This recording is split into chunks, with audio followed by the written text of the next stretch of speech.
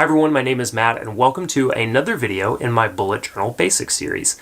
In the first video, we talked about the opening pages and the index and how to set up your first bullet journal right from the start. But in this one, we're going to be talking about the daily spread and the signifiers that you can use, and a little bit about how you can continue to reference your daily spread back to weekly or monthly or quarterly goals that you might also be tracking and referencing in the bullet journal. Now, I know that mostly what you care about is actually seeing me work on the bullet journal live and in action, so let's go ahead and cut directly to that bullet journal overhead shot. So let's take a look at this daily spread a little bit, and we'll talk about the weekly spread a little as well because they're so interconnected.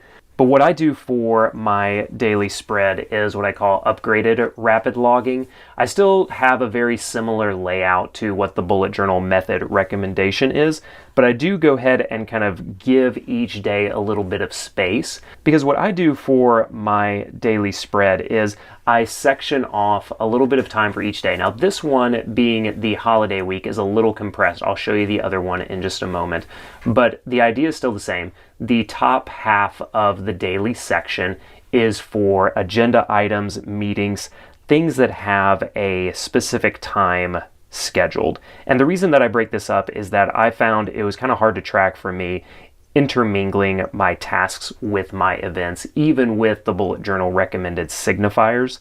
And so I do agenda items at the top, things with a specific date and time, and then I will do my bullets or my tasks, my notes below this. So you can see that I have this for every single day of this first holiday week. Just, I probably won't make any specific bullet journal ads to January 1st, just time with family and friends.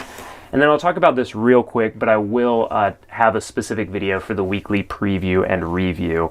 But this is just laying out big picture item for the week of January 6th through 12th. These are the main things, and I'll add to this, but just so you can get an idea. These are the main things that I need to do for my job at Podia. These are the things, or the main thing that I want to do for the YouTube channel and my own side business, Freed and Bound. I want to have a new bullet journal basics in this series, video shipped this week. And then I'll add in my home tasks down here. Now, I'll also add things in, like, again, to the daily spread, but I also put like things that don't have a specific day for them. Like if I needed to get the oil changed or get a haircut, that doesn't necessarily have a specific day, but I might want to get it done, say, during the week. I hope you remember that the most important thing to keep in mind when doing your first round of daily spreads with the bullet journal is just to try and be consistent with it and customize whatever the layout is to something that you can be consistent with. And so if you see like these fancy bullet journals or like, these really artistic ones on Instagram or YouTube, there's nothing wrong with those. And I mean, I love looking at them, but for me, they just take too much time to do. And so if, just true to the bullet journal, methodology that Ryder Carroll has, just doing that rapid logging, no matter like how much or how little that you might have to log for the day, all of that is great. Go ahead and get that down and just try and be consistent with it, even if it's just one bullet point that you can, strike out and complete or migrate at the end of the day. You're going to feel really good about it, and I hope it helps you stay consistent with it. Looking at the daily spread now, you'll see how it's kind of how I do lay everything out so that it has a lot more space. And so I will put like a little bit of a signifier for the day of the month and the month that it is. So whether it's J6 or Jan 7 or right out, you can see what I mean. The day of the week as well up here. And then each day has a half page to work with. Now, I've been using this method for several months now, so I know that even busy days usually only fit into half a page, but this gives me something to work with because now I can look at it and say at 11 a.m. on Monday, I have our Podia team meeting. So I can just go ahead and put that in. That was another difficulty I had with the normal bullet journal rapid logging, is that something that I knew I wanted to put in and just kind of remember. It was hard to do that when you just kind of went down the line as things are happening. And this way I can look at it and say, okay, on January the 9th, I have to get the boys to school at 9 a.m. Boys to school, boys school. and then other things, but I know right away. I'll leave a couple of extra spaces since I know I'm going to add some events in, but then I'll also go down here and say 1 p.m. I'm going to have a Podia Q&A webinar.